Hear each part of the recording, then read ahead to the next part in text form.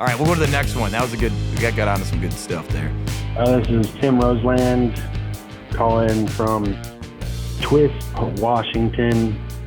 Going to the local dive bar, also known as the BI or the Bad Idea. And I like it.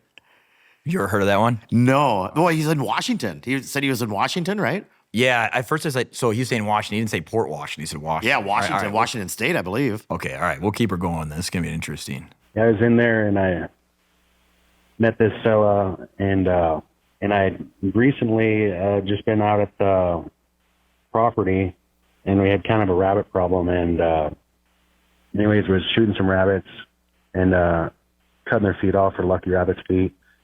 And when I was in a bar, this guy seen him, and he asked me if he could trade me. He had a rattlesnake right out in his truck. So went out to the truck, and he traded me rattlesnake for some lucky rabbit's feet. And then sitting there drinking in the... Oh, we'll find out. I think the question is this rattlesnake alive? Right. I don't know if that's a fair trade. I don't want to trade for a live rattlesnake, but... Yeah, I mean, the business end of that snake could be a lot of problems. Yeah, let's see how this plays out. After the trade, and then our friend Big Doug came up, and he grabbed the rattlesnake. I was dead, of course.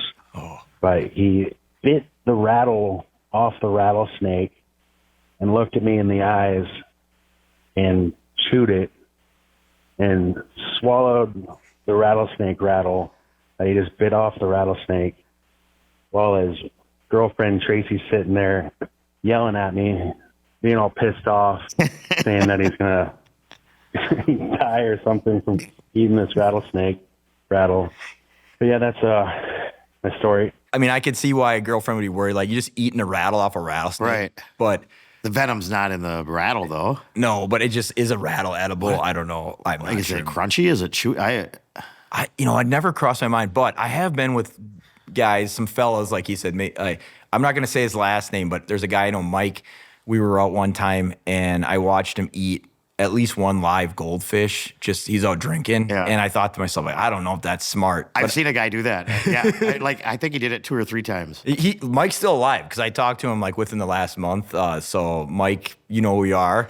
But Big Doug, we both were worried at first this was going to be a lot. I mean, at first until he said it was dead, I thought, it sounds like it was freshly killed. Yeah, so it's probably fresh. That's a hell of a trade. I mean, to trade a rabbit foot for that, like. Well, and I think rattlesnake, like, you can use their skin and stuff, and I think you can eat their meat too, right? Like, I suppose you can eat rattle. But I'm just picturing having a cool layout. It's gonna have like yeah. Rattlers are kind of like a business snake. Like, they look kind of muscular when I've seen them. I mean, we're in the Midwest, so we don't see a lot of rattlers. We got timber rattlers and stuff, and we got what's that snake? It's what the heck it's called, but it looks like a rattler. Bull snake. Yeah, bull that's snake. what we see. Yeah, they coil up and shake their tail. But they usually leave you alone. I mean, and they eat mice and stuff. I'll be honest, I was kind of hoping that rattlesnake was alive. I mean, that would have made a wild story, because then I was thinking Big Doug's going to get bit by this rattlesnake. Right. Yeah, and somebody had to suck the venom out.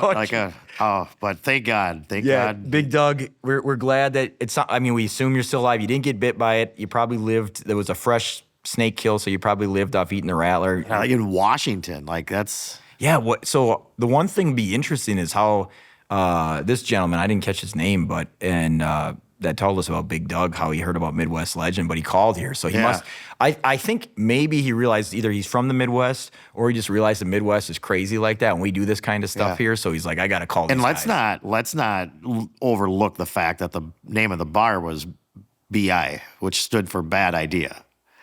Like, it sounds like a biker bar. It sounds like there's going to be trouble. Yeah, so I think the girlfriend should have understood that he had a bad idea. Sounds like somebody might bite the tail off a rattlesnake. What do you expect when you don't get mad? I love it. I love it. All right. Bad idea. Big Doug, I hope you're doing well out there. Bad idea. We might have to look you up sometime. If we're out in Washington, we'll check it out. Yeah. Washington Dive Bar Review. He didn't say what year it was, though, either, did he? No, he didn't. Yeah. So we don't know how long it could have been 2 weeks ago. It probably was. Big Doug, I hope you're doing all right, buddy. All right, here we go. Name is Colin. I'm from Marshtown, Iowa. Technically Conrad, Iowa. It's population 1,200 people. Midwest story I didn't realize was Midwest until a boss of mine came and looked at me sideways I lived a block from Casey's, and I ran to go grab milk. It took me 2 hours to get back home. Because when I got... So Casey's, he's talking about the Casey's Convenience General Store thing. Yeah. Generally, there's a bunch in southern Minnesota, and then you got them all over Iowa, Yeah. right? So he's, all right, we'll see where this going. He didn't know it was the Midwest store until his boss looked at him sideways. I like so that. it took him 2 hours to get to Casey's. I wonder why. Like, I have a feeling beer might be involved, but we'll find out. Casey's, a buddy of mine was standing there. We got to talking. He wanted to show me his pickup truck that he'd just bought. So we went over to his house, had a couple beers, saw his pickup truck, and another buddy of ours came over, and he needed some help with the rear end that he's... I was going to tell you, I've been on a lot of side quests and side adventures that start with looking at a pickup truck. right. Yeah, and it always leads to beers. It always does. got down in the storage unit. So me and this other friend ran down to the storage unit and started tinkering with the rear end. And then he had a dirt bike that he needed help getting started, and got that done. And when we were down there, a third buddy of ours came down and coming out of the woodwork. wanted some help. Usually if stuff's getting worked on and there's beer there, people just show up. I've known. Right. Well, and this already sounds like it should have taken 6 hours. But Yeah. he said it was only 2, so I'm impressed. There's a lot of stuff going on. It's pretty efficient. I know one time I had a neighbor, and he was out drinking beer. He was supposed to do one thing, and I heard his wife come out and yell, "Where you been for the last 2 hours?" And I knew where he'd been. Yeah. He'd been making the pit stops because he had a beer in his hand, and he was looking for people to shoot the breeze Well, when with. you're at home working, that's fixing fluid. Like, beer is fixing fluid. Like, there's no better way to fix things than with a cold one in your hand. I got the lift put on my truck with my buddies, and also we had to cut a bent frame on my truck, and that involved basically took 2 cases of beer. We had to get some dads involved because one of them actually had welding skills, which we did not. But a case of beer in a truck goes a long way. Oh, yeah, it does. With his car, he had an Oldsmobile that just wasn't quite running right, so we ran over to his house and ended up having to time the thing. We got it timed, and then I came back, and my wife looked at me like I had 3 heads of, why did it take you 2 hours to go 1 block and return with milk? Did he bring the milk, though? That's a good question because usually not, right? Right. But I think to your point, that sounded like it should have been a 6-hour trip, so 2 hours is pretty efficient. Oh, hopefully she, after he told her what he all did, like. Colin, we're impressed that it only took you 2 hours. You may not have gotten that response from your wife, but let her know that these 2 fellas here think so. And I hope it wasn't like the end of July, because that milk might have been cottage cheese by the time you got it back to the house. But the main thing is we want to know if you brought back the milk. That's the thing, because I'm going to be impressed. Yeah, if you brought back the You are milk. a Midwest legend if you remember the milk with all that stuff going on, because, man, a motorcycle, a rear end of a truck, and it was probably an old Cutlass. He said it was an Oldsmobile. The timing was a little off. It's like...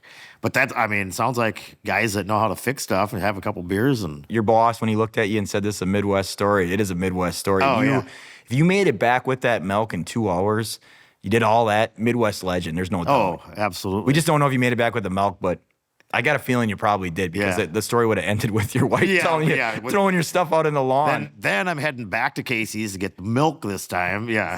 And it was only a block away. And it still took 2 hours. That's great. I love that. I'm Gordon Jones. I'm calling right now from Huntsville, Alabama. I spent 10 years in Afghanistan with a guy from the Midwest up above Davenport, Iowa is where he was from. And over the 10 years in Afghanistan, I was able to generate enough revenue to buy several condos down on the Gulf Coast of Alabama, Orange Beach. After the Afghanistan withdrawal, my buddy called me up and said, "Hey, it's minus 30 degrees up here in Iowa. Can I come down? You got a vacancy in your condo," which I did.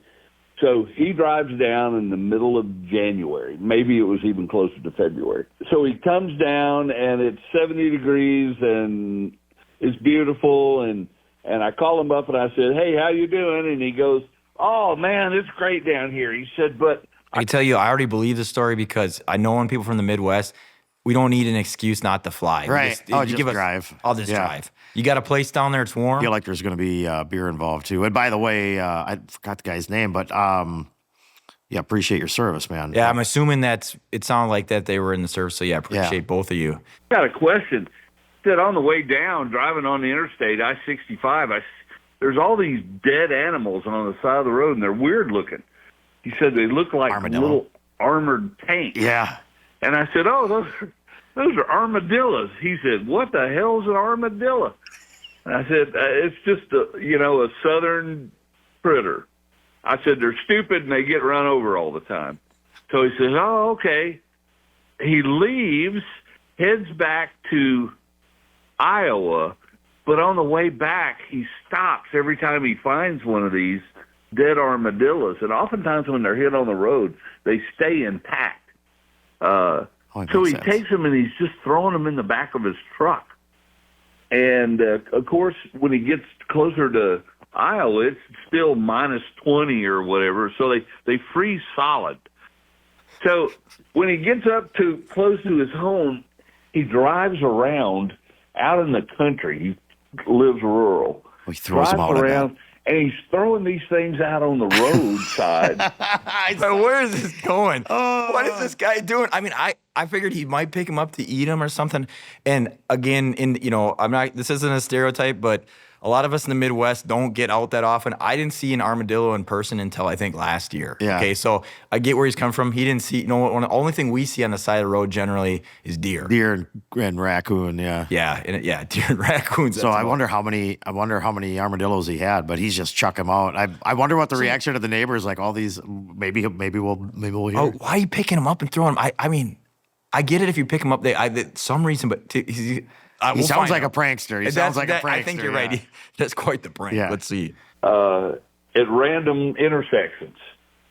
And about 10 days later, there's this article in the paper up there where biologists from the University of, Michigan or where have been called in,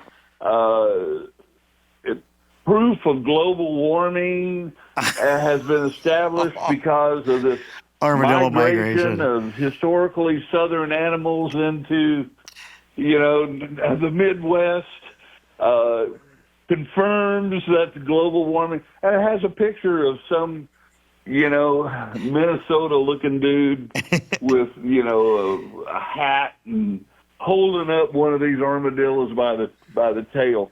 When really it was my buddy from above Davenport, Iowa, throwing out random armadillos on the side of the road. If you want to, there's more stories too. Thank you and both of you guys for your service. We appreciate that. I would just say this story is wild. Just absolutely wild. I think to your point, yeah, prankster. I have so many flashbacks of being in high school and going out and TPing houses and the shenanigans that we used to do back in the early to mid 90s. Man, that's a brilliant idea. I'm guessing he didn't think that it would go that far, where the actual people would think that these armadillos migrated north, right? Which they did, right? Which makes it that much funnier, right? And maybe we can find one of these news articles and put it in there if that's what happened, but. The fact is, he thought, just like when he saw it, he thought, this thing's crazy. I throw some of these around, people aren't going to know what the heck's going on. He must have had a pretty good amount of them if it stirred up that much. That's great. Gordon Jones. Yeah. This was a good story, and it was hilarious because you're not from the Midwest, but you were listening and you roped in somebody. If you've got more stories like that, we want to hear. Yeah, for sure. And I'm sure when he heard this, he's like, what in the world goes on in the Midwest up there? It's like... Yeah, who would think of doing that? But I suppose one of our buddies, if we could name a bunch of buddies. There had to be some alcohol involved.